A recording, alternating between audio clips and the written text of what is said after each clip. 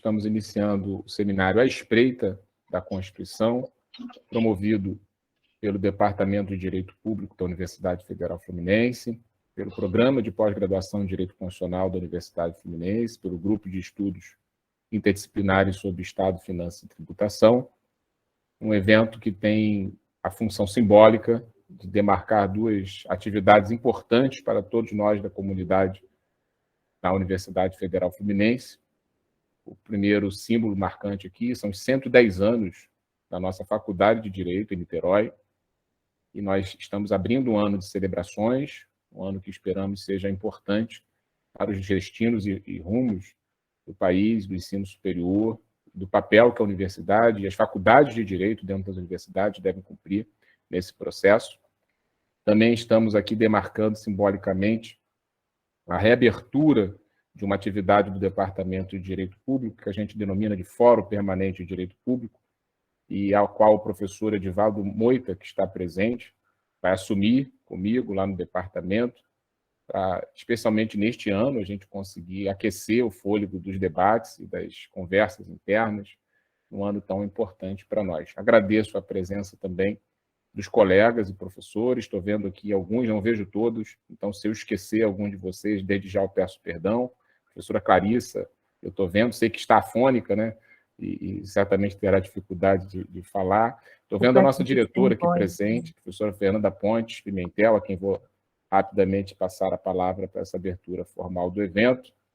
E quero agradecer também a todos os que nos seguem, alunos, não alunos, ouvindo e prestigiando esse seminário. Vou passar a palavra em ordem à professora Fernanda Pontes Pimentel, justamente para celebrar aqui simbolicamente os nossos 110 anos. A professora Fernanda é a diretora da Faculdade de Direito da UF, a quem muito nos orgulha pelo trabalho zeloso e de qualidade que vem prestando. Depois vou passar a palavra ao professor Pedro Curvelo, que vai nos saudar a todos, professor Edivaldo Mota, se quiser, todos rapidamente, né, dentro da nossa lógica de objetividade. O Gabriel vai apresentar o professor Daniel Sarmento, que, embora dispense apresentações, né, a gente vai aqui registrar para fins formais e de acesso ao público depois da gravação que está sendo levada a efeito. Então, professora Fernanda, por favor. Bom dia a todas e todos. Muito rapidamente, eu gostaria de saudar a todos os participantes e o faço especialmente na pessoa do nosso convidado, professor Daniel Sarmento. Professor, seja muito bem-vindo à Faculdade de Direito da Universidade Federal Fluminense.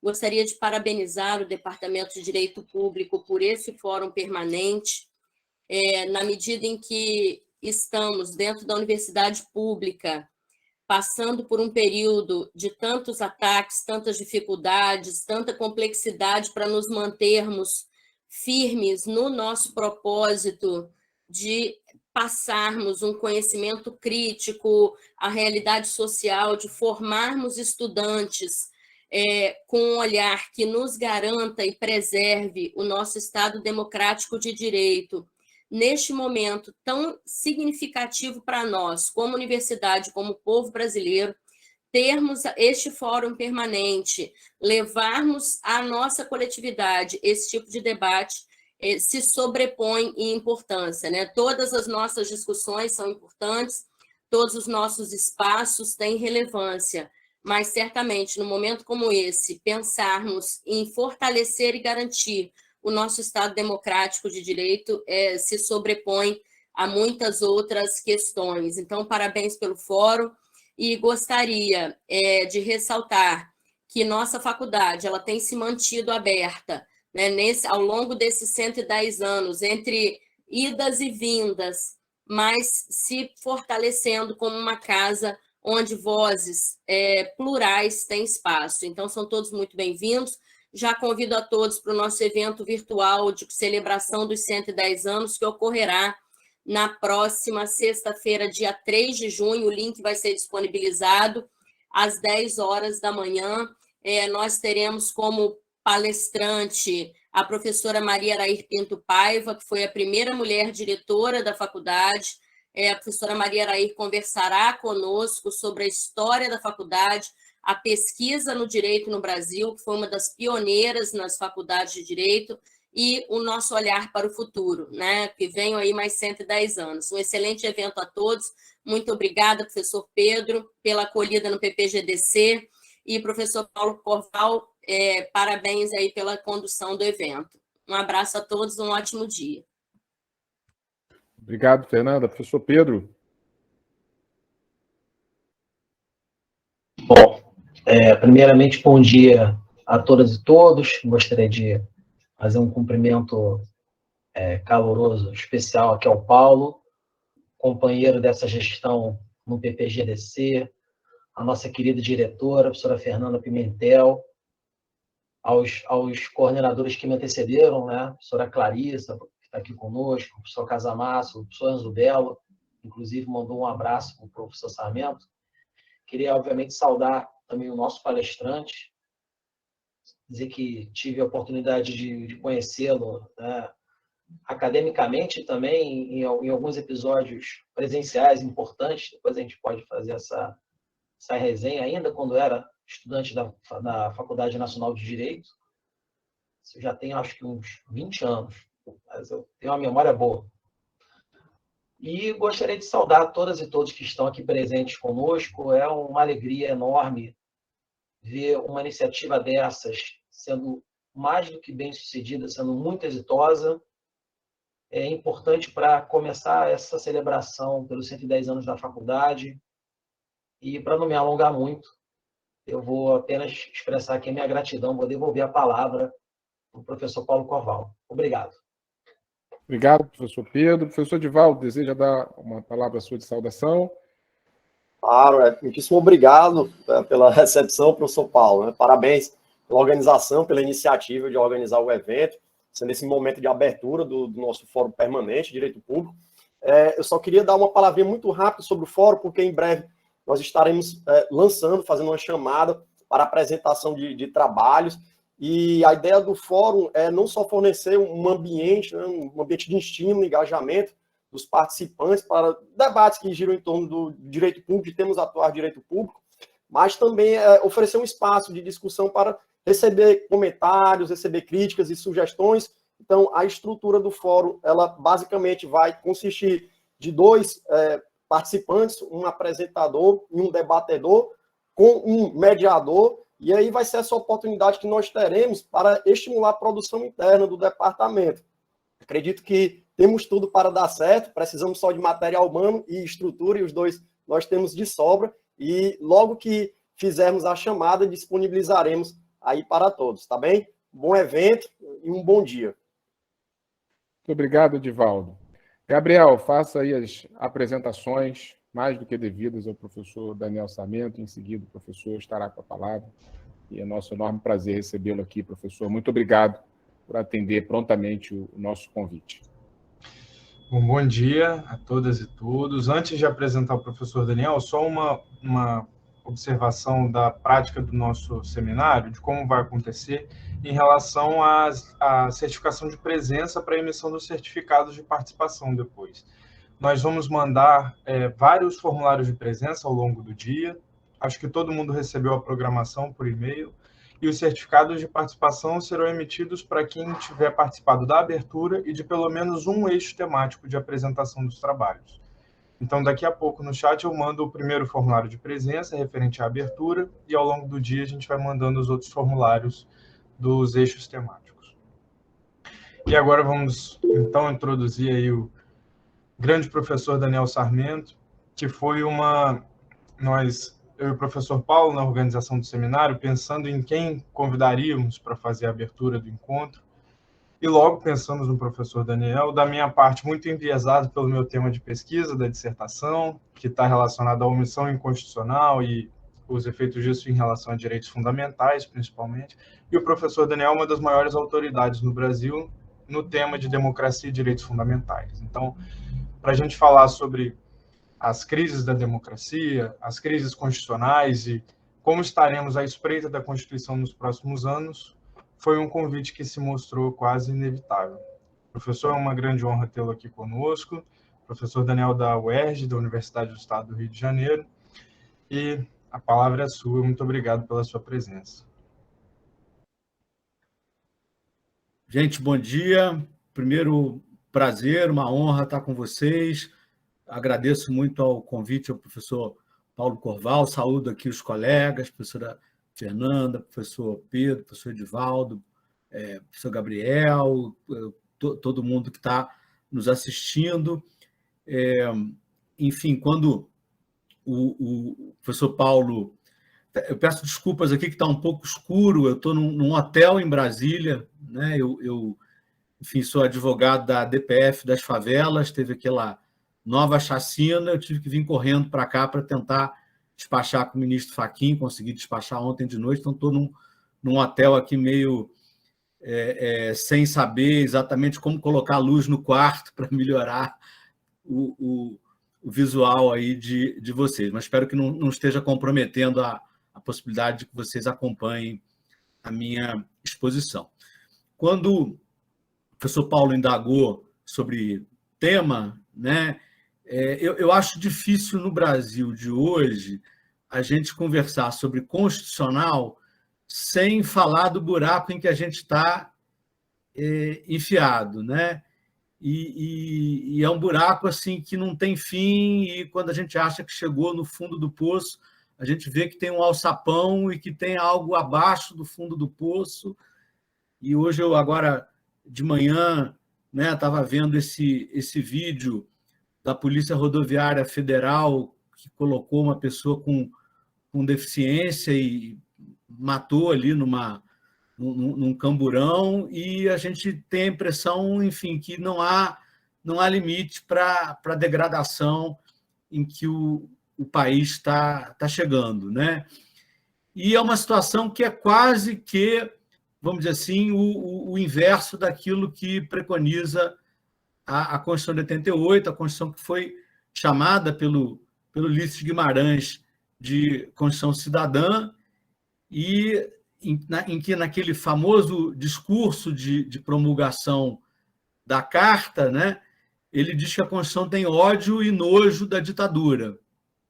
E aí a gente, de repente, se vê nesse cenário em que talvez ainda não estejamos já numa ditadura, eu acho que não estamos, mas em que o risco de curto prazo é muito alto, em que as instituições e práticas já estão profundamente comprometidas. Então, é um pouco sobre isso que eu quero conversar com vocês. É óbvio que tratar de um fenômeno, quando você está no meio do fenômeno, é sempre arriscado. A gente não tem o distanciamento, às vezes, para perceber algumas nuances, né? Eu não me pretendo um observador neutro, eu tenho lado, eu tenho identidade política, e a minha identidade política ela é basicamente o contrário do que representa o atual presidente da República. Eu, acima de tudo, sou um anti-bolsonarista, então eu tenho lado na história e não vou esconder que eu tenha lado nessa história, mas falo, eu sou um professor, mas eu acho que mais hoje do que professor, eu sou um ativista. A coisa de que eu mais me orgulho é de ajuizar ações, sobretudo no Supremo, em defesa dos direitos fundamentais da democracia dos grupos excluídos. Acho até que, do meu ponto de vista, hoje fica muito difícil separar a minha atuação de ativista com aquela de professor, então não vou pretender aqui que falo a partir de uma posição de neutralidade científica. Eu até confesso que não acredito muito na ideia de neutralidade científica, eu não sei se ela é possível, especialmente no campo das ciências humanas, e certamente no meu caso específico, no meu caso concreto, não é possível e não é sequer uma posição que eu almeje. No meu caso, não é sequer uma posição que eu considere desejável. Então, eu acho que a primeira questão que eu queria discutir é se estamos ou não numa crise democrática. Claro que quando eu escolho como tema da minha apresentação a crise democrática, é porque eu acredito que estamos numa crise democrática, né?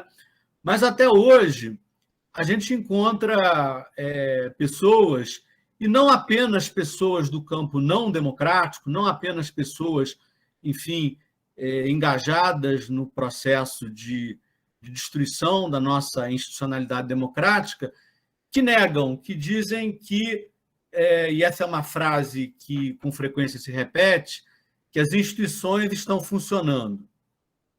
Então, há cientistas políticos que dizem isso, há pessoas na comunidade jurídica que dizem isso, até ministros do STF que dizem isso. Até pouco tempo atrás, por exemplo, meu querido amigo professor Luiz Roberto Barroso, ministro do Supremo, dizia isso. Não, as instituições estão funcionando. Então, o primeiro ponto que eu queria destacar é que, as instituições não estão funcionando, ou não estão funcionando a contento, ou pelo menos não todas elas estão funcionando. E 2, uma democracia não depende só do funcionamento das instituições, uma democracia depende muito de uma cultura democrática, de práticas democráticas, de corações e mentes que estejam engajados numa compreensão e numa sociabilidade democrática, e isso hoje nos falta muito. Então, começo do primeiro ponto. Eu afirmei que as instituições não estão funcionando. Então, em primeiro lugar, se a gente observa as polícias, se a gente observa a atuação das polícias, e talvez seja o braço do Estado com contato mais direto e cotidiano com a população pobre e negra, leia-se a maioria do povo brasileiro. Alguém pode dizer, não, olha, violação de direitos humanos da população negra, da população pobre, da população favelada no Brasil não é crise, isso é um mal crônico, isso existe há séculos, a gente não conseguiu, enfim, entrar num pacto civilizatório. Eu concordo, eu acho que a gente tem um problema muito grave aqui, mas se a gente olhar nos últimos 1 ano e 1 mês, as 2 maiores chacinas da história do Rio de Janeiro aconteceram. Você hoje tem um discurso de legitimação disso, em que, e eu me refiro aqui a uma frase usada ontem numa coluna do jornalista Reinaldo Azevedo, os corpos negros estão sendo oferecidos para canibais, no âmbito de uma eleição. Então, assim, eu acho que a instituição policial não está funcionando e essa disfuncionalidade que atinge de maneira muito radical e profunda a vida das populações está se agravando. A gente olha para as Forças Armadas. Eu não acho que as Forças Armadas tivessem funcionado bem de 88 para cá, como muita gente diz, e que o problema tenha aparecido nos últimos tempos. Eu, durante muito tempo, tanto no Ministério Público Federal, como depois, quando fui para a advocacia, trabalhei com questão indígena e os militares sempre tentaram atrapalhar a proteção de direitos dos povos indígenas, sempre adotaram discursos de intervenção em questões ambientais, sobretudo que dizem respeito à Amazônia, mas era, vamos dizer assim, algo mais recatado. Predominantemente, as Forças Armadas estavam nos quartéis. E aí o que a gente vê acontecendo nos últimos tempos? Quem não tem medo de golpe não entendeu. Tem problemas ou éticos ou cognitivos. A gente tem permanentemente o medo de intervenções.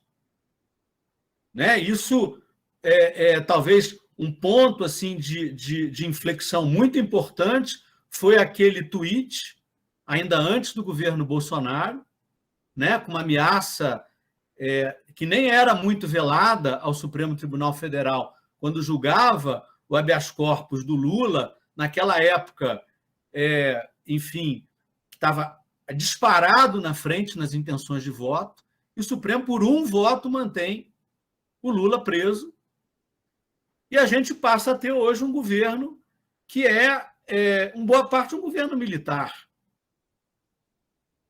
em que os militares intervêm em um monte de assuntos que não são da sua área de expertise, e a gente teme muito a própria aceitação do resultado eleitoral. Então, essa instituição, que é uma instituição do Estado brasileiro, não está funcionando. A gente olha, as instituições estão funcionando, o Congresso. Quer dizer, se o Congresso estivesse funcionando, diante de crimes seriais de responsabilidade, a gente teria um impeachment. Provavelmente nunca se viu no Brasil uma prática tão pouco republicana em matéria de orçamento do que essa que a gente está assistindo agora. Em que a fome, né, o Brasil tinha saído do mapa da fome, hoje a gente voltou ao mapa da fome. As pessoas, muitas delas estão comendo osso. E recursos públicos sendo gastos para aquisição, por exemplo, de caminhões superfaturados de lixo, 3 numa cidade com 8.000 habitantes, e não para.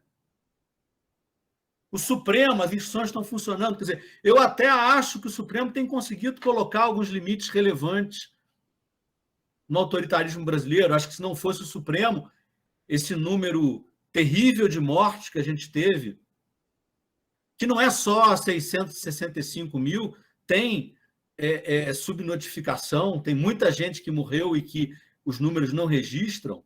Né? Eu não me surpreenderia se o número real fosse da ordem de 1 milhão de pessoas, mas esse número seria maior, não fosse o Supremo. Então, eu acho que o Supremo colocou limites. Agora, primeiro, é claro que uma instituição que atua sob estresse o tempo todo também está em crise. É claro que os ministros calculam.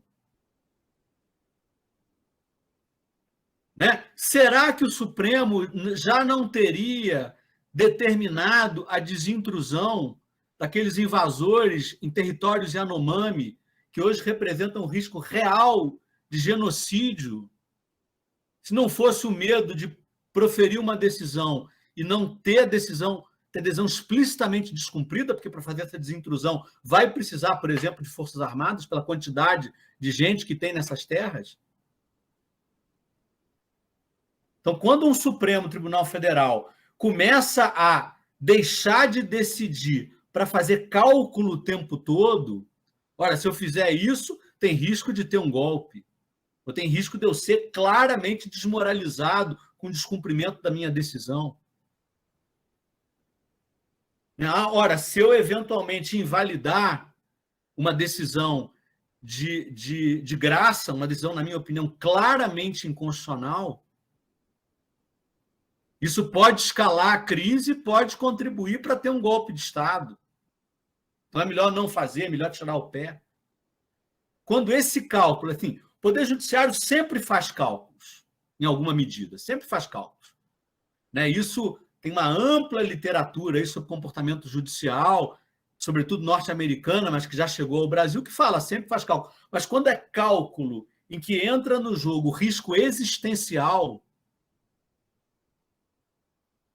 de caçar ministro, fechar o Supremo, do regime deixar de ser uma democracia em crise, né, e passar a ser uma ditadura e ponto, isso é que as instituições não estão mais funcionando.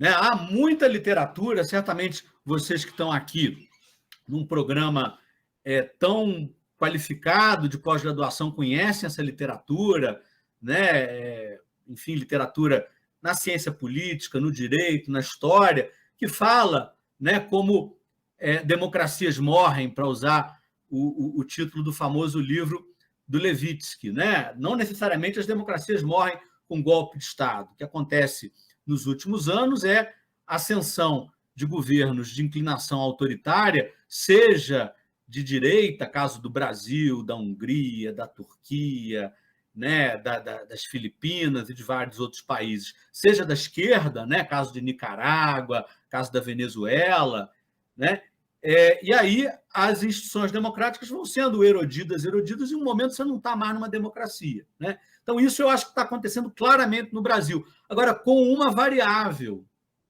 Eu vou usar aqui uma afirmação muito interessante que o Celso Rocha Barros, aquele brilhante colunista da Folha de São Paulo, escreveu uma vez: o Bolsonaro está mais para Jean-Marie Le Pen que para Marine Le Pen. Ele é mais aquele autoritarismo antigo, né? Roots, não Nutella.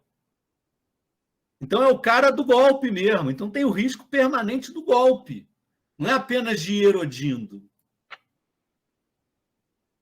7 de setembro quis dar um golpe. Não conseguiu. Está desenhadinho que, se perder a eleição, vai tentar dar outro golpe. Está desenhadinho. É todo o processo de deslegitimação das eleições. No caso brasileiro, a possibilidade não é de ter um Capitólio.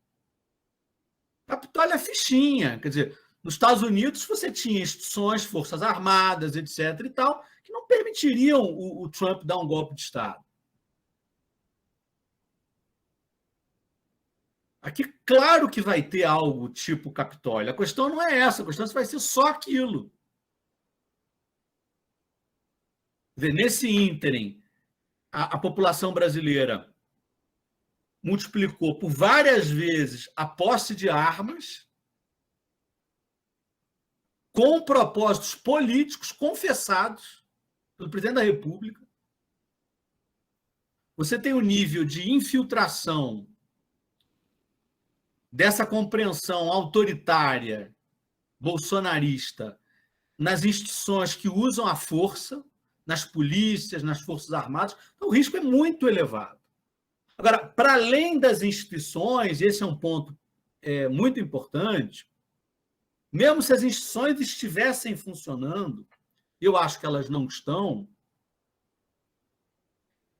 democracia, constitucionalismo, efetividade da Constituição, resiliência da Constituição, tudo isso é muito dependente de você ter uma cultura democrática, de você ter uma cultura constitucional. A Constituição, em alguma medida, ser uma variável nas sociabilidades. E o que a gente vê no Brasil hoje? Infelizmente, não é isso. Né? A gente pode voltar lá atrás e falar de 2013, do lavajatismo com a desmoralização da política, do impeachment da Dilma, etc. Mas eu vou pular tudo isso até por uma questão de tempo. Vamos para a eleição do Bolsonaro. Vamos para a eleição do Jair Bolsonaro. Olha, se tem uma coisa que não aconteceu nesse particular de democracia de autoritarismo, foi estelionato eleitoral. Acho que pode ter tido estelionato eleitoral na história do combate à corrupção, estelionato eleitoral na adesão ao neoliberalismo Paulo Guediano. Aí teve estelionato eleitoral. Agora, o sujeito na campanha falou que ia mandar a oposição para a Ponta da Praia. Ponta da Praia, né, uma expressão usada no regime militar, que era ali na Restinga de Marambaia, para matar quem fazia oposição. Ele falou isso o tempo todo. Atos explícitos de racismo durante a campanha. Lá em arroba de quilombola. Né? Então, assim, era muito claro. E a maior parte da população brasileira aderiu. Aderiu sem saber? Não, não aderiu sem saber. Para mim, mostrou ali claramente que aquele discurso que eu mesmo fazia um tempo atrás, de olha, tem déficit na Constituição, mas a gente está num processo que a Constituição está conquistando corações e mentes, etc. e tal, que talvez a gente tenha sido otimista demais. Porque a eleição mostrou um desapreço aos valores constitucionais. Alguns votaram no Bolsonaro exatamente por conta desse desapreço, e para outros isso era menos importante.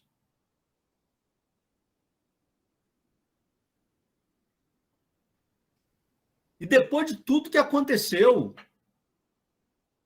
depois desse terror que foi a atuação do governo, boicote à vacinação, dizer que vacina pode dar AIDS. Tem 1/3 da população brasileira, fome, crise econômica, inflação, 1/3 da população brasileira que se mantém lá. Isso, ainda que o Bolsonaro seja derrotado e ainda que o resultado eleitoral prevaleça, isso não vai desaparecer. A gente destampou o esgoto e o que emergiu de lá, esses vapores pútridos, fascistas, você não consegue colocar isso de novo. O gênio não vai voltar de novo para dentro da garrafa. Então, uma parte importante da crise democrática tem a ver não com as instituições, e eu não estou me referindo ao sentido que se atribui às instituições na ciência política, nas ciências sociais, porque quando se fala de instituições no sentido, vamos dizer assim, mais teórico e tal, também está falando de expectativas, de comportamentos. Mas, normalmente, quando se fala as instituições estão funcionando, o pessoal está falando do que? O Congresso está aberto, não foi fechado, o Supremo está funcionando, não foi fechado, não teve nada tipo um AI-5, etc. e tal. Né? Quer dizer, mesmo que estivessem, isso não seria suficiente para a gente falar que não há uma crise constitucional, uma crise, no caso, democrática e constitucional. Né? Assim, o que fez a gente chegar até aqui? Aí me refiro não aqui à história, esses fatos da história recente. Né? Então, na minha leitura, a gente não atinge um estado, sei lá, para usar agora a expressão do Jack Balkin, que fala que não é crise constitucional, que é apodrecimento constitucional, a gente não atinge um nível desse de apodrecimento constitucional à toa. Há uma conjunção de fatores, de elementos, e eu quero mencionar aqui rapidamente alguns deles. Quer dizer, um que me parece muito importante é a gente não conseguiu equacionar minimamente alguns dos nossos problemas civilizacionais. E os dois maiores deles, que estão completamente imbricados, a gente não conseguiu resolver. O nível de desigualdade bizarro que a gente tem no Brasil,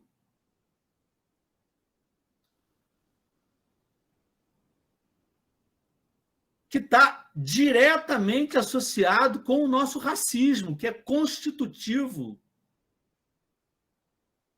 da nossa nação.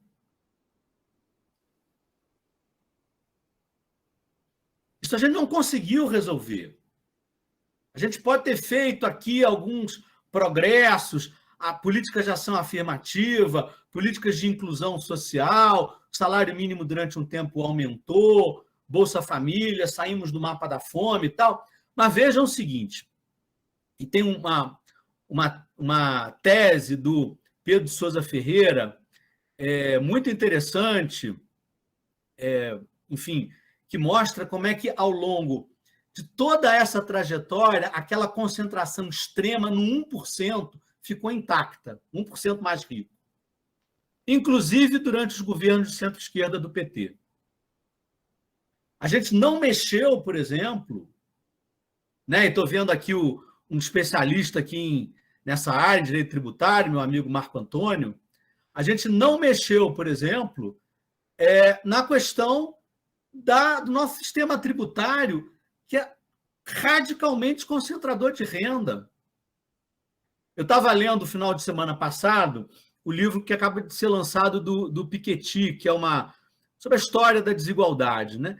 E aí ele fala, né, é um tema que ele já tinha tratado em livros anteriores dele, como durante um certo período, né, na França chamaram lá dos 30 gloriosos, né, mas como num certo período, em muitos países a alíquota máxima de imposto de renda chegou a mais de 90% para os ultrabilionários, né? A nossa alíquota máxima aqui é 27,5%, é muito baixa. E tem um monte de isenções em que rico não paga imposto. Lucros e dividendos, etc. e tal. A gente não mexeu nisso. A gente fez alguma avanços, eu não nego avanços importantes, mas são avanços da igualdade, do ponto de vista da inclusão, em que você mexeu, deu mais para quem está embaixo, tirando de quem está no meio, e não tirando de quem está lá em cima. Quem está no meio ficou com raiva. E aí você junta isso com um backlash cultural, que é a política do ressentimento. Quer dizer, aquela parte da Constituição em que a gente avançou, né? É um avanço muito importante, casal de lésbicas, de homossexuais poder casar, isso é um negócio que tem que ser celebrado, né? São avanços importantes a gente começar a ensinar na escola que, enfim, não é a princesa Isabel, que é a redentora, que tem movimento negro, que tem Zumbi dos Palmares. Então, assim, algumas lutas culturais ligadas à orientação sexual, a gênero, a raça, em que houve alguns avanços, isso gerou um ressentimento muito grande daquelas pessoas que antes quase que tinham uma prerrogativa, um direito subjetivo de humilhar, e foram perdendo esse direito subjetivo de humilhar. E aí você tem uma coisa muito curiosa no Brasil de hoje, que frequentemente se associa essa ideia da luta por reconhecimento, né? Algo de que o Hegel falou lá atrás, é retomado na filosofia contemporânea pelo Honneth, Nancy Fraser, Taylor e outros autores que certamente vocês reconhecem, com algumas lutas de grupos estigmatizados. Hoje a gente tem uma fortíssima política de reconhecimento do homem branco, hétero, cristão de meia-idade, quer dizer, aquele que tem mais poder, mas porque ele perdeu um pouco ao longo do tempo. E aí, assim, às vezes aquele cara que está sem dinheiro, em razão de políticas neoliberais, em razão da precarização das relações de trabalho, da uberização, colocam na cabeça dele que o problema são as feministas, que o problema é o movimento negro, que o problema são as minorias sexuais. E um monte de gente começa a achar isso.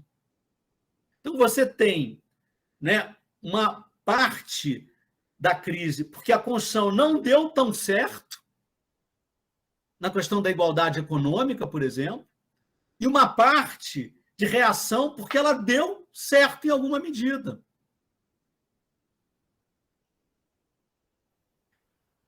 E aí, quando eu destaco que a gente não lidou com problemas históricos e ressaltei a questão da desigualdade, do racismo estrutural, eu acho que também não dá para não falar da gente não ter feito uma justiça de transição decente.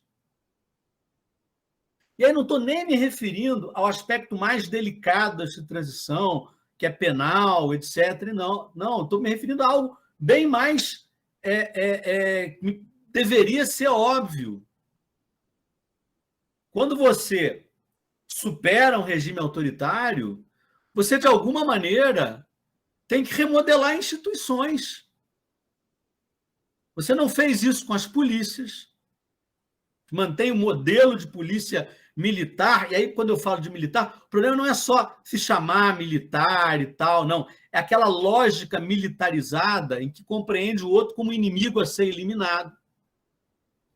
Você não mexeu na formação das polícias, das Forças Armadas. O pessoal continuou durante décadas aprendendo que o golpe de 64 foi a revolução redentora, que os grandes problemas nacionais são que as ONGs e os índios querem tirar a Amazônia. Você foi forjando gerações e gerações pensando isso. Claro que isso vai dar problema. Em alguma hora, foram empurrando isso para debaixo do tapete. Quando você não faz uma justiça de transição para aprender a história, você é quase que condenado a repetir os erros do passado. Isso que está acontecendo no Brasil dificilmente ocorreria em outros países aqui do nosso continente que fizeram essa transição. Pelo menos não nessa intensidade. Então, a gente tem um monte de problemas do passado que a gente não equacionou e que agora estão nos assombrando no presente. E você junta isso, né? Esse modelo de sociabilidade louca, de redes sociais, de hiperpolarização, em que você deixa de ter, né, às vezes, uma certa verdade compartilhada, e as pessoas têm a sua compreensão de mundo completamente ditada pelo algoritmo da rede social, que vai colocar ali para você ver aquilo que vai te mobilizar mais, e normalmente aquilo que te dá raiva e aquilo que está alinhado à sua cosmovisão. Você vai se radicalizando, você vai aumentando o nível de polarização e a possibilidade de você recompor esse tecido social vai ficando menor.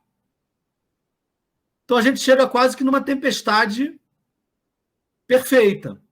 E eu acho, e me encaminho para o final, eu acho que eu já esgotei aqui a minha meia hora, que, embora esses processos de corrosão democrática tenham uma dimensão gradualista, as coisas vão acontecendo, né? Tem aquela metáfora que o Ginsburg e o Huck usaram, né? do sapo na água fervendo, o sapo vai se acomodando ali à mudança da temperatura e não percebe, e uma hora já ferveu. Então, tem uma dimensão gradualista. Eu acho que tem, às vezes, um momento que é o Rubicão, em que, se você passou dali, fica muito difícil você voltar atrás e a chance de você voltar atrás, pelo menos a curto e médio prazo, fica muito menor. Eu acho que o Rubicão são essas eleições. O Rubicão está agora aqui na nossa frente. A gente está ali flertando na beira do abismo. Todos os estudos de ciência política, de história, mostram que é no segundo governo de um líder autoritário que aí as instituições são definitivamente capturadas. Aí as pessoas começam a ficar com mais medo, a capacidade de reagir vai diminuindo.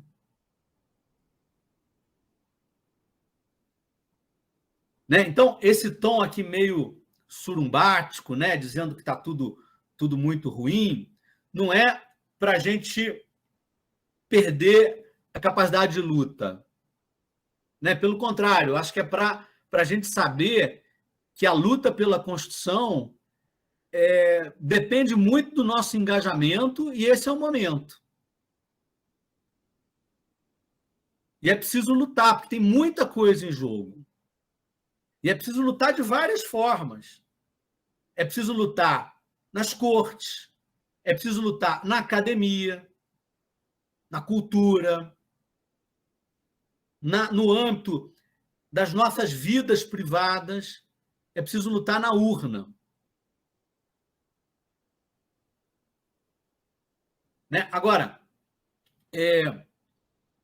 não tem nenhuma possibilidade da gente sair do buraco se não tiver vontade de construção, e a vontade de construção depende dessa nossa mobilização. Eu não sei se no ano que vem, se as coisas continuarem se degradando, um evento como esse seria possível, e se eu poderia falar o que estou falando agora e não ir preso. Então, gente, eu vou terminar aqui com o Mário Quintana, que dizia que se as coisas parecem impossíveis, não é razão para não querê-las, pois seriam muito tristes os caminhos se não fosse a presença distante das estrelas. Eu acho que a gente tem que ter essa estrela aí de pensar na lógica da Constituição, da democracia, da igualdade, que a gente nunca conseguiu alcançar plenamente, mas que deve nos guiar, e especialmente nos guiar em momentos tão difíceis, tão conturbados e tão decisivos para a vida do país, e eu diria até que para a civilização brasileira. Muito obrigado, estou à disposição aqui para continuar o debate com vocês. Muito obrigado, professor. Foi ótimo ouvi-lo. Eu queria fazer uma pergunta, talvez não bem uma pergunta, mas uma colocação para abrir oportunidade para ampliar a fala, né? A partir de duas observações. Uma, para quem ainda acha que não é necessário haver algum engajamento a favor da democracia, quem ainda tem algum pé atrás com isso, eu recomendo que vá ler a iniciativa dos oficiais das Forças Armadas do Exército, chamada Projeto da Nação. Está disponível na internet. Você pode ler lá o tema 3, referente ao futuro da democracia, como ele imagina a democracia em 2035. E vocês lerão, por exemplo, que nesse futuro democrático nós vamos calar as ideologias radicais. E no tema 2 estão ditas o que são as ideologias radicais, que eles cunharam o apelido, né, de globalismo, como uma mudança cultural. Então, tem nome e é expresso. Não há nada oculto, não há nada escondido, é expresso. Nós vamos calar a voz dos ditos radicais, radicais aos olhos deles que redigem, certo? Uma afronta direta à democracia e aos estatutos de ética militar, diga-se de passagem, por parte desses grupos de oficiais que bolaram um documento que foge, inclusive, do escopo da atividade militar, que é pensar em segurança e não pensar em política civil. Então, para quem ainda se escandaliza.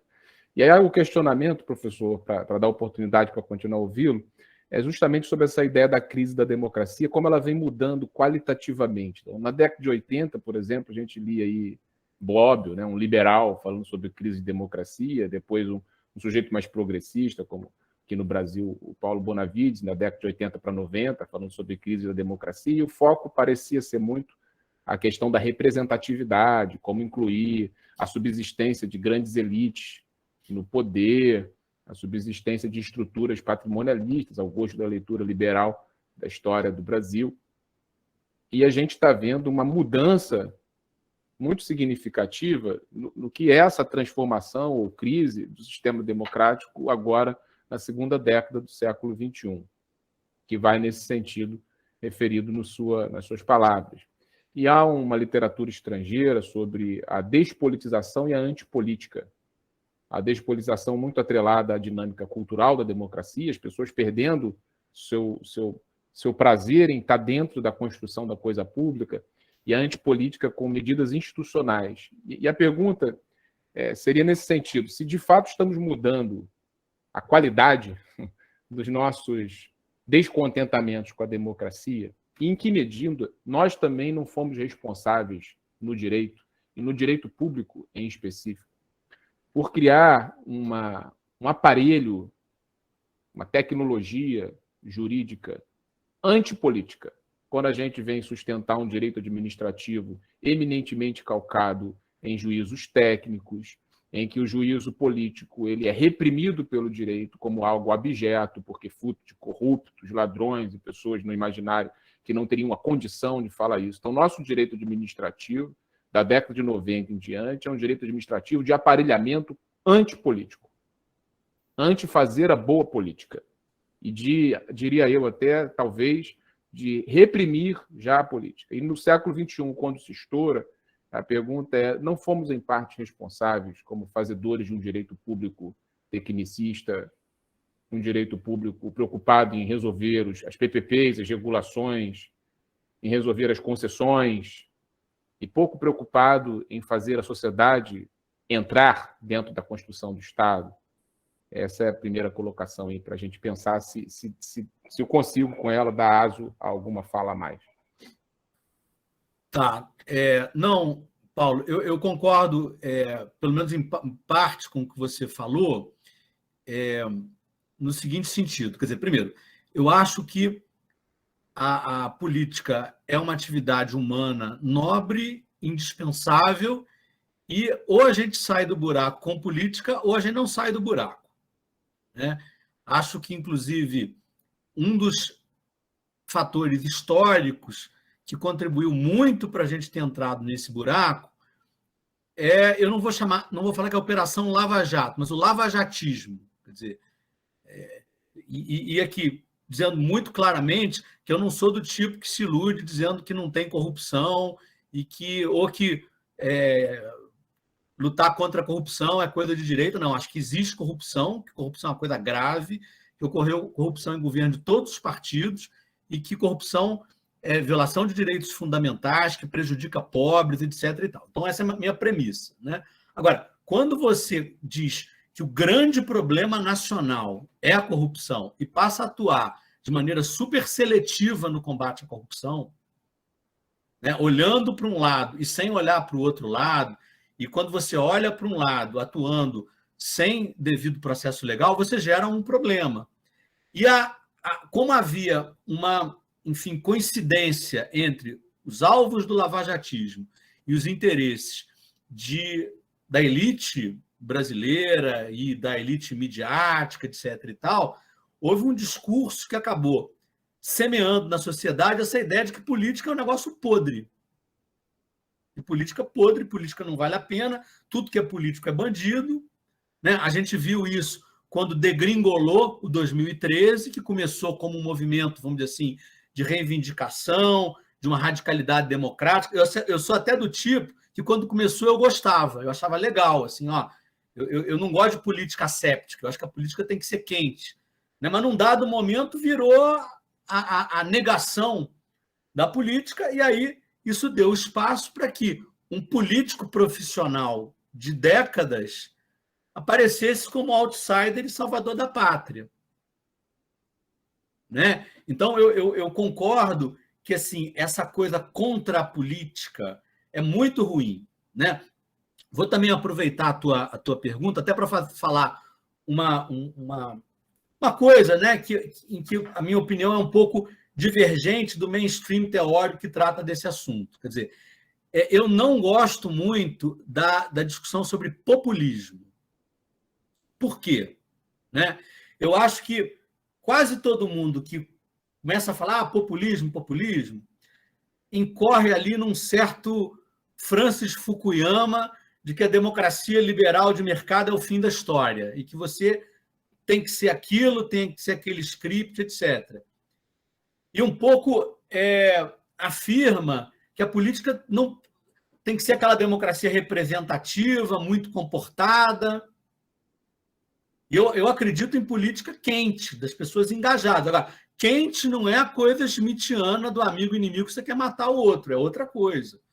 Mas acho que engajamento, né? Acho que é muito importante você injetar participação popular, injetar povo na democracia.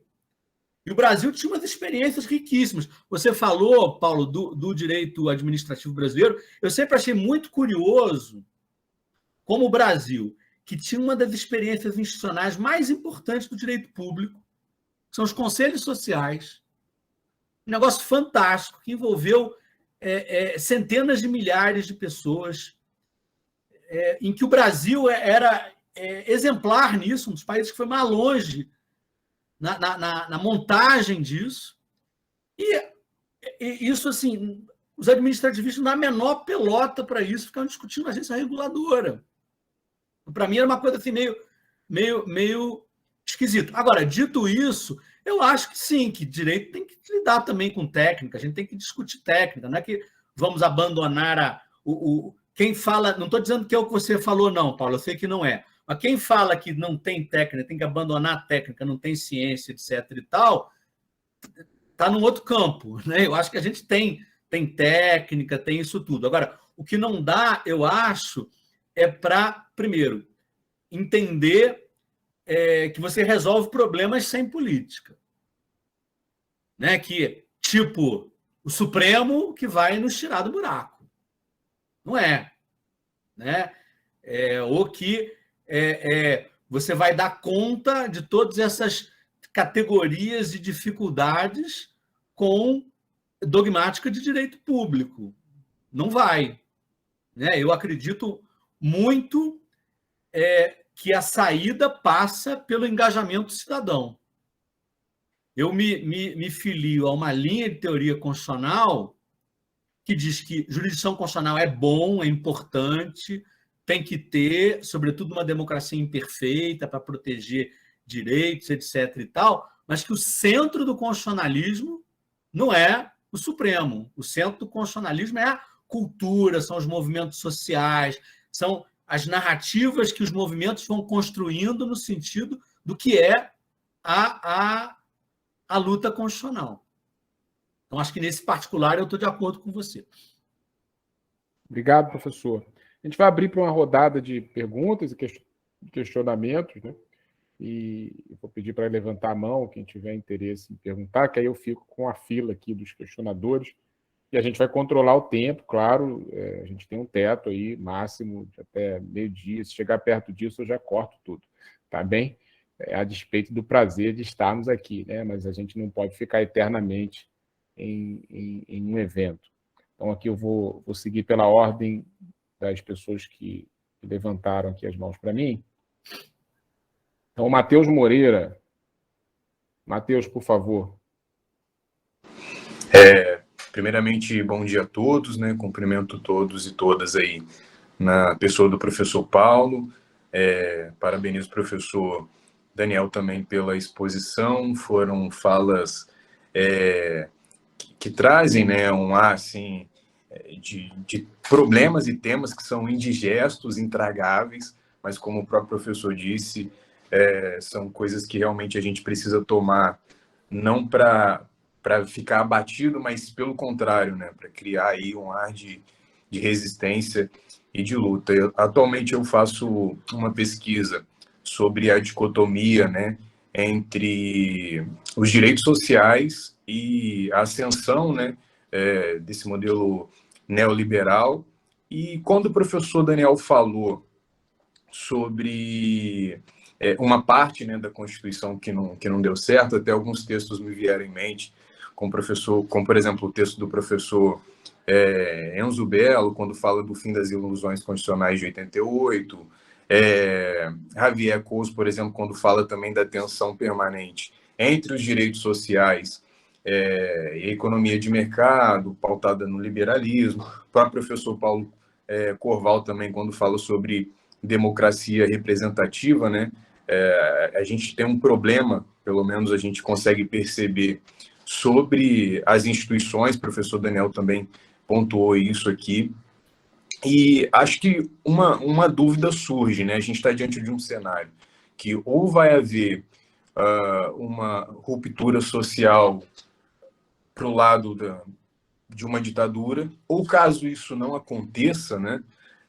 E a gente espera e luta para que isso não aconteça, pode ser que existe a possibilidade, né? E aqui uma dúvida, de que haja uma ruptura social para uma reforma, eu não sei, né?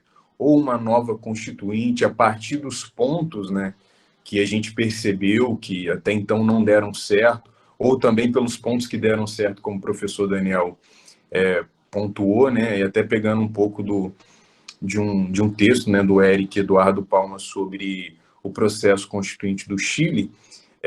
Tudo que foi narrado, né, que foi discutido pelo professor Daniel aí sobre o momento que a gente vive, era o mesmo cenário, né? Grandes coisas são compartilhadas com o cenário social do Chile, né? Então, questão da economia liberal, precarização do trabalho, né? Redução do poder de negociação coletiva do trabalho, enfim. E, no final das contas, né, um processo ali de ruptura social. Será que a gente está caminhando para isso, caso não aconteça, de fato, um golpe? Obrigado, Matheus. Professor Daniel. Tá. Bom, Matheus, eu não sei se você está perguntando se tende a acontecer ou a minha opinião sobre uma nova Constituição. Eu sou totalmente contrário a esse discurso da nova Constituição. E acho um perigo, eu fiquei até assustado, não estou falando que é a tua pergunta não, tá? Mas eu fiquei até assustado em ver em comício do Lula gente levantando cartaz de nova Constituição. Por quê? Porque a correlação de forças hoje é muito diferente. Se a gente tiver uma Constituição hoje, vai ser muito pior que a Constituição de 88. A Constituição de 88 se deu no momento do engajamento cívico muito interessante, que eu não sei se a gente teria hoje no sentido de mudanças progressistas, entendeu? Então, eu acho assim, muito arriscado. Acho que a Constituição de 88 é uma obra humana, como tal, ela não é perfeita. Eu acho que ela tem defeitos, né?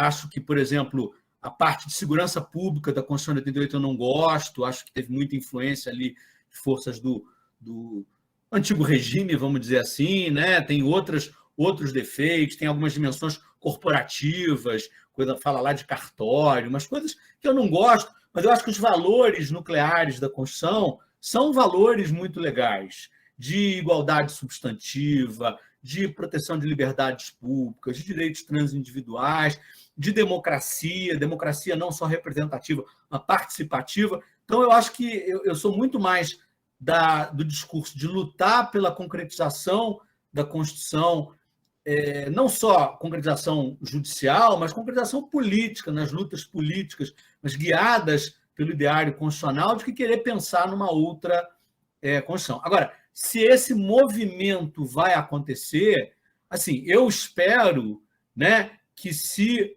o Lula ganhar e tomar posse, que ele não incorra nesse erro. Eu torço muito para que isso não ocorra. Obrigado, professor. Na sequência, o professor Edivaldo Moita, depois o Gabriel, o César e o Jackson, e aí a gente vai encerrar com esse ciclo. A professora Carissa está afônica, mas fez uma pergunta que eu vou deixar para o final, para o professor encerrar a sua participação, que é justamente sobre o papel da universidade nesse cenário, né? O que nos cabe como corpo universitário. Vou deixar para o final para a gente finalizar as nossas falas. Professor Edivaldo, por favor. Tá ótimo. Muito obrigado, professor Daniel, pela sua fala. Muito interessante. E é importante sabermos que há pessoas intelectualmente capacitadas e atuantes na fronteira de defesa da democracia, do Estado de Direito, né? Então, me sinto muito contemplado por esse momento. Eu fiquei apenas com uma inquietação, que ela retoma uma parte da sua fala, que, ao menos como me pareceu, ela ficou um pouco na esquiva, que é entender o funcionamento dessas instituições sob o ponto de vista da ciência política ou da sociologia, ou, como eu diria, sob um ponto de vista mais acadêmico. E aí eu gostaria de explorar mais seu entendimento sobre esse ponto, porque ele me parece ser fundamental, né? Porque, veja bem, se o objetivo é ter um diagnóstico do problema, então nós precisamos ir a fundo nas configurações dessas instituições, né? Para saber o porquê de elas estarem ou não funcionando. E a impressão que eu tenho é que a desigualdade e o racismo, eles explicam muita coisa, né? Eu conheço a tese do Pedro Herculano, foi um contemporâneo lá na UNB, mas na sociologia, mas elas não explicam tudo, pelo menos não nesse nível institucional. É um diagnóstico mais macro da sociedade, né? Brasileira, no caso, que reflete o diagnóstico que é do Piketty também sobre o mundo inteiro. Sua linha de raciocínio ela foi exatamente para dizer que as instituições não estão funcionando, né? A partir, é claro, de um discurso que existe por parte de autoridades públicas e que encontra ressonância em vários segmentos da população. Eu entendo a preocupação, concordo, no fundo, eu acho que nas premissas centrais desse raciocínio nós estaremos de acordo, mas veja bem, né? A instituição é um tipo de sistema social, ele é mais abstrato do que interações concretas, como as que estamos tendo aqui, as quais daqui a pouco, quando o evento terminar, elas irão desaparecer, mas as instituições, por outro lado, elas permanecem no tempo porque se consolidam por meio de estruturas sociais bem mais sedimentadas, né? Então, nesse sentido, elas são bem mais estáveis, oferecendo padrões de ações, de comportamentos, como o senhor bem mencionou, de expectativas, né? Eu acho que é esse ponto que eu quero explorar.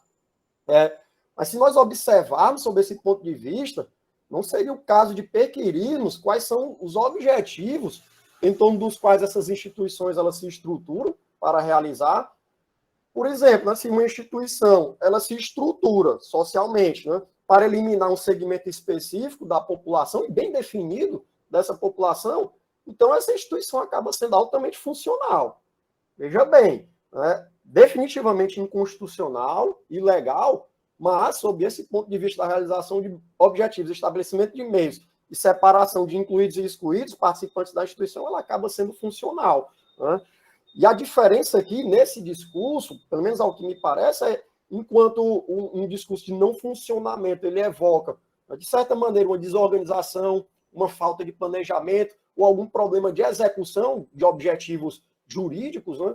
O diagnóstico, pela sua funcionalidade, vamos dizer assim, anticonstitucional ou ilegal ou contra o Estado Democrático de Direito, leva a gente para um caminho contrário, né? Quer saber como é que essas estruturas se organizaram no tempo, no espaço, e a partir de que configurações e constelações de poderes concretas tornaram elas estáveis para existirem, continuarem existindo e realizando seus objetivos por um longo período de tempo, né? Então, gostaria de explorar esse ponto. Muitíssimo obrigado mais uma vez. Eu caí durante um tempinho e eu acho que eu não ouvi tudo. Eu perdi aí uns 20 segundos que a tela ficou congelada para mim. Então, se por acaso alguma coisa que você disse é diferente, assim, eu não sei se eu entendi exatamente a tua pergunta, mas eu interpretei à luz um pouco daquela fala conhecida do Paulo Freire, quando falou que a crise da educação não é crise, é projeto, né? Então, assim, não é que as instituições não estão funcionando, é que elas um pouco, o funcionamento delas é gerar exclusão, essa foi essa a tua pergunta? Vai nesse sentido, claro. Tá. Não, então, assim, eu usei aqui essa coisa das instituições funcionarem, não nessa pegada, vamos dizer assim, mas um pouco como resposta, né, a o que diversos autores, tanto na ciência política como no direito, que diziam assim, não, a gente não tem uma crise democrática. Tem lá, o Congresso está funcionando, não foi fechado, nem todas as leis que o Bolsonaro, os projetos que o Bolsonaro manda são aprovados. Pelo contrário, né? O Bolsonaro tem estudos que mostram que ele é um dos com menor taxa de sucesso desde 88, né? Quer dizer, então muita coisa não passa, muita da legislação é derrubada. Então foi nesse sentido, quer dizer, eu não sou nem qualificado para discutir compreensão sociológica de instituições, não é nem a minha praia.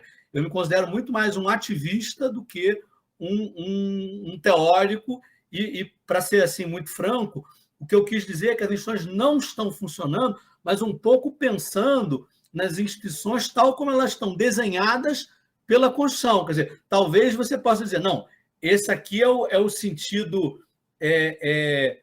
declarado das instituições, mas tem o sentido latente, escondido, que isso foi feito para...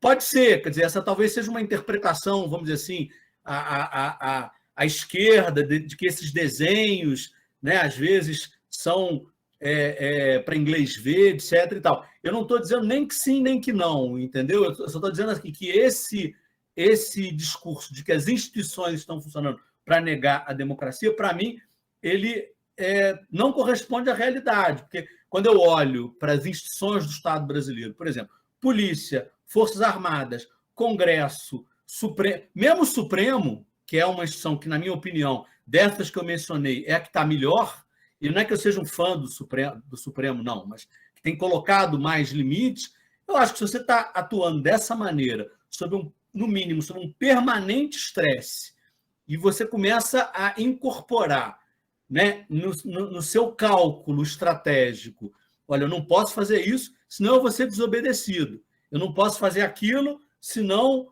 vai escalar a crise e tem o risco do presidente dar o golpe, né? Já não está mais funcionando direito. Perfeito. Obrigado, professor Daniel. Gabriel? Eu até tinha colocado minha pergunta ali no chat, mas o professor explorando um pouco mais, eu acho que a gente percebe que uma das grandes causas disso tudo que a gente está vivendo, esse buraco que a gente está, é a omissão de muita gente, né? A omissão de alguns atores políticos, jurídicos, mas acho que, sobretudo, a omissão do Procurador-Geral da República, que tem um papel central aí na contenção dos desmandos do Executivo. Na sua opinião, uma coisa que me angustia profundamente é pensar de que maneira que a gente consegue destravar isso dentro do desenho, né, democrático e sem descambar para um heroísmo judicial. Na sua opinião, assim, que você vê que quais seriam os mecanismos, os recursos que o sistema constitucional oferece para a gente sair desse estado de inércia, sobretudo do PGR?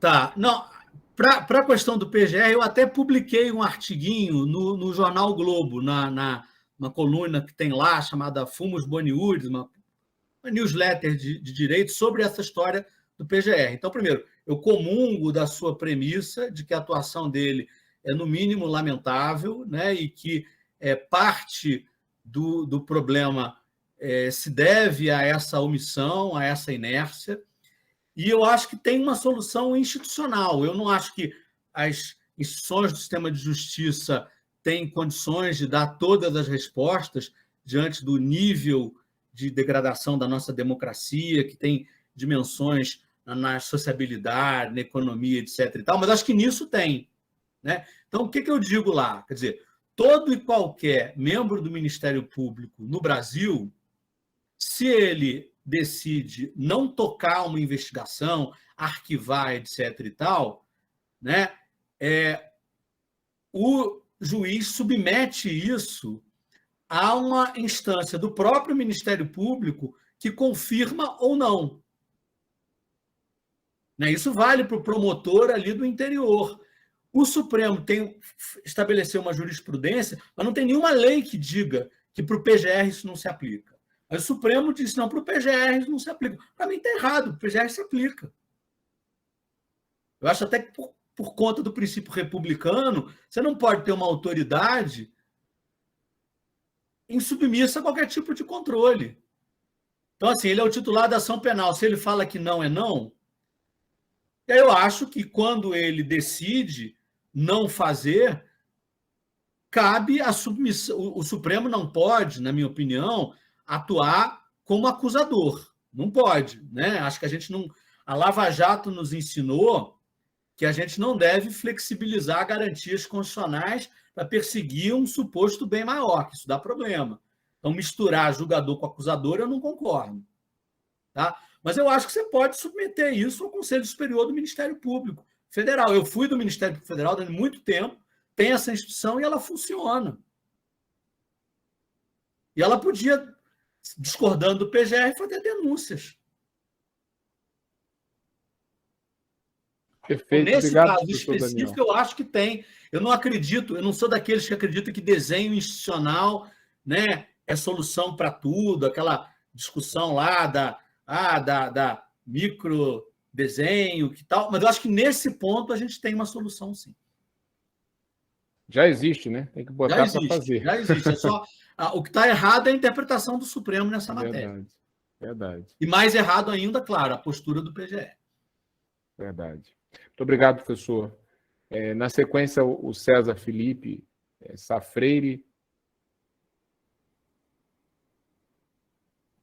César está aí? Ou já saiu?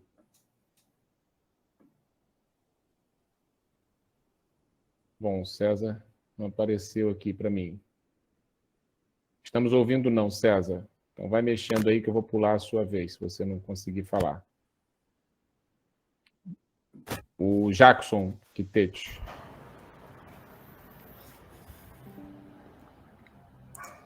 Obrigado pela palestra, professor, pela sua presença aqui com a gente. Minha pergunta é bem simples, bem objetiva. Na verdade, é uma inquietação minha, enquanto um estudante negro e que pesquisa a questão racial. Inclusive, já abordei essas perguntas, já fiz para o professor Paulo, enfim, já fiz para o Guilherme, para o professor Guilherme, que são daqui da casa. E eu queria ouvir o senhor em relação como que o senhor vê essa ideia de democracia em estados com desigualdade racial latente como o Brasil? Como que você consegue? Queria ouvir o senhor sobre isso. O senhor consegue pensar em democracia efetiva, tanto ativa quanto participativa? A gente está vendo tanto a esquerda, tanto a direita, a gente vê que o lugar do negro se resume à subalternidade. Mesmo os partidos de esquerda que dizem se valem da pauta racial, né, para poder ganhar voto e tudo mais. E a gente vê pelo próprio episódio da comitiva do Lula, em que teve só homens brancos ali na participação ali. E eu queria ouvir o senhor, o que o senhor pensa a esse respeito, o que o senhor pensa sobre essa ideia de democracia em países como o Brasil, com desigualdades raciais latentes. Não, ótima pergunta, Jackson. Eu acho assim que se a gente for atribuir uma dimensão mais substantiva à ideia de democracia, o nível de racismo e de desigualdade do Brasil faz o país não democrático, isso eu não tenho a menor dúvida, né? Agora, eu acho aqui que talvez a gente possa pensar mais em termos de um gradiente do que dentro assim, de um binarismo, de ser ou não ser, né? Eu acho que o nosso papel é um pouco empurrar na direção de nos tornarmos mais democráticos. Eu tenho uma compreensão de democracia que não é uma compreensão, sei lá, tipo, só de eleições, aquela coisa meio Schumpeter. Não, eu acho que democracia é também, em alguma medida, pelo menos, direitos e igualdade. Então, nesse sentido, eu acho que o Brasil não é uma democracia e aqui a gente não tem um problema de crise, a gente tem muito mais um problema crônico, né? Acho que é um pouco isso que você quis dizer. Mas eu acho que tem alguma luz no fim do túnel e eu diria que ela não está, vamos dizer assim, nessa institucionalidade partidária, né? Eu vejo hoje, e aí, de novo, mais como um ativista no campo do direito, tá? Movimentos muito fortes e pujantes de baixo para cima. Então, eu vejo assim, muita articulação de jovens negros lutando pelos seus direitos, né? se aquilombando no sentido de se reunir e reivindicar não só o direito, mas também o protagonismo na luta pelo próprio direito. Vejo isso no movimento indígena, vejo isso no movimento de mulheres. Então, assim, ao mesmo tempo, até para dar um tom assim, não tão pessimista a essa minha fala meio sorumbática hoje, ao mesmo tempo que a gente tem essa coisa terrível no Brasil, a gente tem, enfim, sobretudo uma juventude que está bastante mais engajada, eu diria, e hoje com essa reivindicação não só de proteção de direitos, mas de protagonismo na luta pelos próprios direitos. Então, eu diria que essa é uma faceta democratizante do processo social brasileiro. Obrigado, professor Daniel. A gente está chegando ao fim, o professor Pedro é o último que levantou a mão ali, a gente vai encerrar com esse ciclo de perguntas com a fala dele, mas o César, que estava sem áudio, mandou uma pergunta aqui no chat, que, de certo modo, já foi respondida pelo professor Daniel, né? Ele está perguntando aqui sobre a questão da atuação da jurisdição constitucional, do Supremo em especial, como um ator anticíclico em prol da democracia, se esse caminho é, de fato, um caminho que tem se mostrado descritivamente presente na atual circunstância, e se ele é normativamente recomendável, e o professor Daniel já respondeu que, como saída última, não, mas acho que ele quer ouvir, tudo bem, não é saída última, mas como ele está dentro desse jogo, né? O que ele faz de importante nesse jogo? Não, primeiro, eu acho muito interessante a pergunta, que retoma um conceito de um professor da UF, que é um dos meus melhores amigos, aliás, o professor Cláudio Pereira de Souza Neto, que falou, e eu achei brilhante essa formulação, né? Quer dizer, você pegar ali esse conceito de economia keynesiana, coisa anticíclica e tal, e para usar para a jurisdição, quer dizer, num momento de crise em que está tudo muito ruim, que você tem um governo ostensivamente adversário dos direitos, o Supremo tem uma atuação mais firme, mais forte. No momento em que a democracia está funcionando, que os direitos têm algum avanço no campo político, parlamentar, o Supremo pode tirar o pé. Então, primeiro, eu concordo com essa ideia, né? Concordo que, normativamente, tá? Tenho só um medo de uma questão aqui, que é o seguinte: se nesse momento de crise, se uma corte que comece a fazer muito, se às vezes não pode entornar o caldo, tá? Mas eu concordo com a formulação do Cláudio e um pouco, né, pratico ela. Aliás, o Cláudio também, né? Cláudio também é um advogado em muitas dessas questões, dessas causas.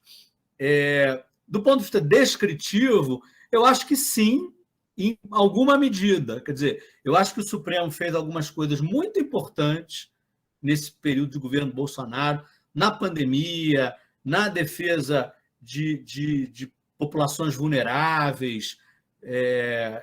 Agora, assim, eu gostaria que tivesse feito mais em vários campos, né? Agora, tem também algumas omissões e que o Supremo deve ser cobrado por conta delas. Então, vou listar aqui 2 omissões e um erro, para mim, graves no contexto da pandemia. Quer dizer, uma omissão: o Supremo tinha condições de ter brecado essa política de armamentismo e não fez. Tinha que ter tido um monte de liminar monocrática parando isso. Estava ao alcance do Supremo fazer. O Supremo fez, por exemplo, no Escola Sem Partido e conseguiu segurar.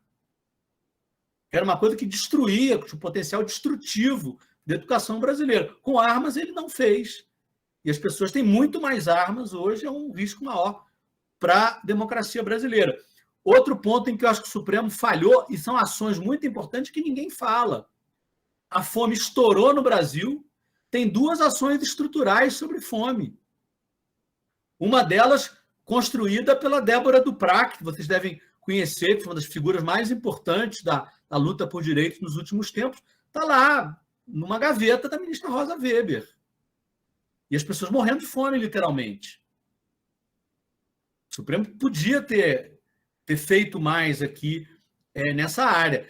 Como eu acho que o Supremo errou, ficou com medo e errou, a história do orçamento secreto. O orçamento secreto não é só corrupção, problema republicano, que já seria em si extremamente grave. Mas é muito dinheiro público que você está usando sem nenhuma preocupação com coerência e efetividade política pública. Um dinheirão que podia estar sendo usado para você combater miséria, fome, melhorar a educação, que é para comprar trator superfaturado, que é para comprar Bíblia. Né? Isso não pode. Então, acho que o Supremo tem um papel importante, tenha revestido das instituições do Estado, talvez seja aquela conseguindo revestir mais até agora, mas eu também acho que não fez algumas coisas que poderia ter feito. Feito. Muito obrigado, professor. O orçamento secreto quase retrocede a história do Brasil para tempos pré-anões do orçamento. Né? Sim. É assustador aquilo.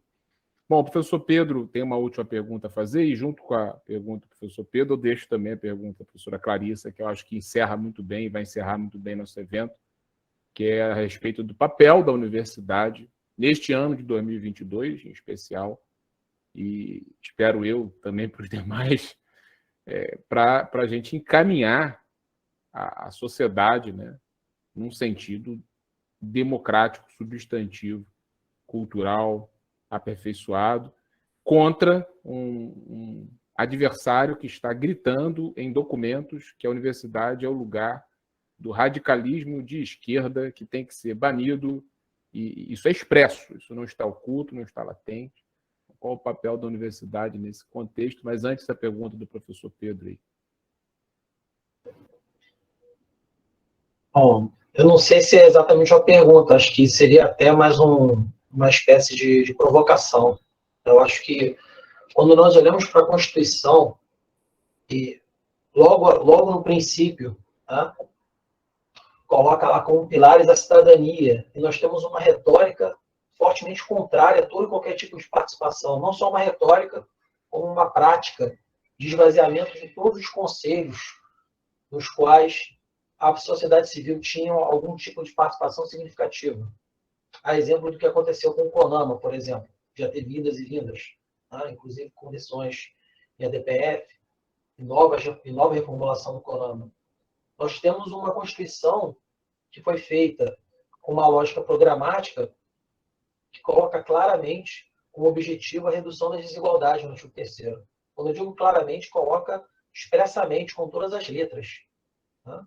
E nós estamos observando o aumento da desigualdade, o aumento da miséria, como nós tivemos aqui a oportunidade de compartilhar pessoas que estão literalmente passando fome. que não conseguem comprar, às vezes, nem a carcaça, não disputam carcaças que são desprezadas pelos supermercados. Então, me parece que as instituições não estão funcionando a contento numa comparação, num cotejo simples com o início da Constituição. Assim como o artigo 5º fala, né, que a igualdade deve ser garantida a todos sem qualquer tipo de discriminação, e nós temos uma retórica oficial claramente preconceituosa, racista, sexista, e poderia colocar outros argumentos aqui. Então, acho que se trata de uma oportunidade aqui, acho que esse é o papel da universidade, de trazer esse debate. Nós estamos efetivamente, né, disputando a sobrevida e a possibilidade dessa Constituição ter alguma concretude, né? Porque nós estamos dando passos atrás, passos enormes, em todas as áreas, na área da saúde pública, na área da educação, dentro da qual as universidades continuam sendo apontadas como um grande problema, e na área ambiental, apenas para dar alguns poucos exemplos aqui. Então, acho que, na minha opinião, pelo menos, parece que esse retrocesso é claro, evidente, e que as instituições, talvez com alguma pequena, louvável exceção, não estão funcionando a contento. E talvez um positivismo de combate, né, seja uma opção, mas sem excluir jamais o fortalecimento da cidadania, da participação das pessoas na vida cotidiana da administração pública. Eu acho que são essas as minhas breves provocações. Queria agradecer mais uma vez, já me despedindo aqui, agradecer ao professor Daniel Sarmento pela oportunidade de estar conosco, de compartilhar conosco, e devolvo a palavra para o Paulo. Obrigado. A palavra do professor Daniel. Para a gente encerrar com essa reflexão a respeito dessa questão ambiental já referida, mas também do nosso papel como universidade, né, que ao mesmo tempo tem que produzir saber, tem que buscar uma certa imparcialidade que a produção de saber exige, mas que tem que ter um compromisso substantivo com a existência democrática. Tá, não. Primeiro, eu concordo com tudo que o professor Pedro falou, eu acho exatamente a mesma coisa. Né? Ele chamou a atenção também para um aspecto que eu acabei não destacando, que é essa dimensão ambiental da crise, e que, inclusive, faz o Brasil um risco não só para os brasileiros, mas para o mundo todo. Né? Quer dizer, a gente tem um presidente que acha que a Amazônia tem que virar um imenso garimpo, né? E, se possível, explorada junto com o bilionário sul-africano aí que visitou o país há poucos dias. Quer dizer, é um risco enorme. A gente vê retrocessos em todas as áreas e uma completa incoerência entre não só os discursos, mas as práticas mesmo institucionais e o que a Constituição proclama. Então, estou inteiramente de acordo. Com relação à questão da professora Clarissa, que foi a propósito das universidades, eu acho que a gente tem um papel muito importante, né, nas universidades. Eu acho que não é à toa que as universidades são sempre vítimas e alvos desses governos autoritários. Quer dizer, isso a gente viu muito claramente lá, por exemplo, com o Viktor Orbán, que expulsou a principal universidade lá de Budapeste, porque a universidade é um local não só de produção de conhecimento, de saber, e uma das dimensões desses regimes autoritários, de caráter até fascistizante, né? É essa rejeição à cultura, rejeição ao saber. Eu me recordo daquela frase famosa, eu acho que é do Goebbels, né, que disse que quando ouvia falar em cultura, a vontade dele era de pegar um revólver. Né? Então, a gente tem um governo que ele valoriza a arma e é contra livro, isso diz muito, mas porque também a universidade, por ser um espaço crítico, naturalmente vai fazer discurso de resistência ao poder. E não é porque é de esquerda, porque no governo de esquerda também vai fazer, porque a universidade é um pouco para isso, é para você pensar, para você exercitar a capacidade crítica, não só para dentro da comunidade universitária, mas também gerando externalidades positivas, vamos dizer assim, para a sociedade toda. Então, não acho também gratuito o ataque às universidades. No começo do governo Bolsonaro, eu, inclusive, cheguei a patrocinar uma ação com todos os partidos de oposição no STF com relação àquela decisão de tirar todo o dinheiro e falar que ia depois priorizar universidades em que você estudava ciências exatas e não aquelas que tinham um currículo mais humanista, né?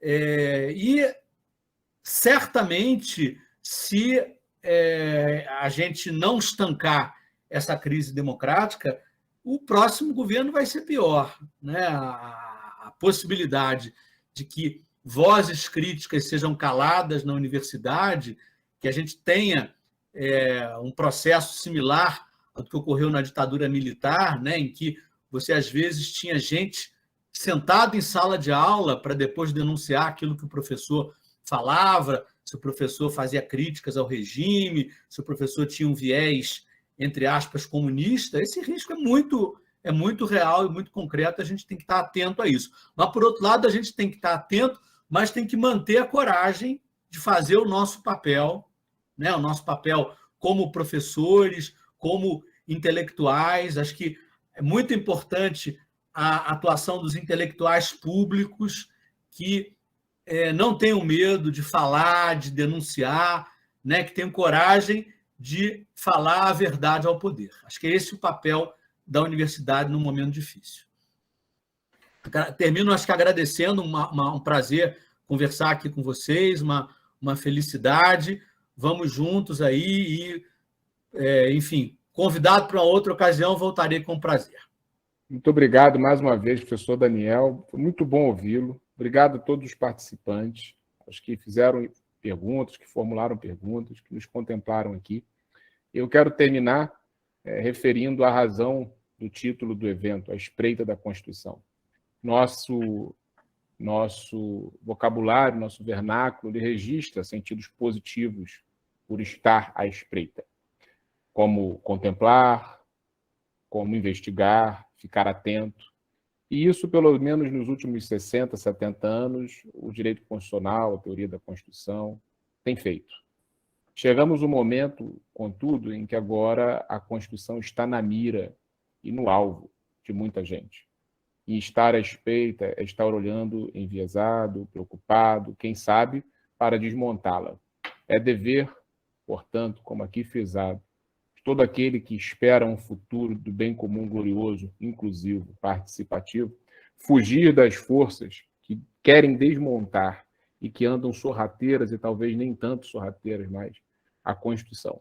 É necessário defendê-la, é necessário trabalhar em prol da Constituição. Ser críticos libertos e livres, como requer a academia, mas, acima de tudo, sermos críticos responsáveis, que prevêem e veem o que construímos do lado de fora dos muros. Queremos agradecer ao professor Daniel mais uma vez, a todos os participantes, ao apoio do PPGDC, ao Departamento de Direito Público, parabenizar a Universidade Federal Fluminense e a nossa faculdade em especial, dentro dela, neste ano que completa 110 anos de existência, e esperar que em 2022 a gente possa fazer alguma diferença. Nós temos histórico, né? E passamos algumas dificuldades em 2018. Espero não ter que enfrentar com a mesma intensidade que eu enfrentei em 2018, ter que resistir à invasão de fiscais e coisa parecida. Mas estamos aqui, com coragem, caso isso seja necessário, e que fique gravado nos autos. Um forte abraço a todos. Obrigado, gente. E muito obrigado. Eu vi umas mensagens aqui, fiquei até emocionado. Muito obrigado aqui pelas mensagens. Abraço. Obrigado a todos e todas. Obrigado, professor Daniel. Um forte abraço. A gente volta 1h30, pessoal, com as apresentações do eixo temático 1. Vou deixar a tela aqui avisando e 1h30 a gente volta. Isso. Muito obrigado, Gabriel, por toda a ajuda, e aqueles que forem participar dos eixos temáticos ficam desde já convidados. Eu vou encerrar a gravação, tá bem? Ok. Tchau, boa sequência no evento, pessoal. Tchau, tchau. Obrigado.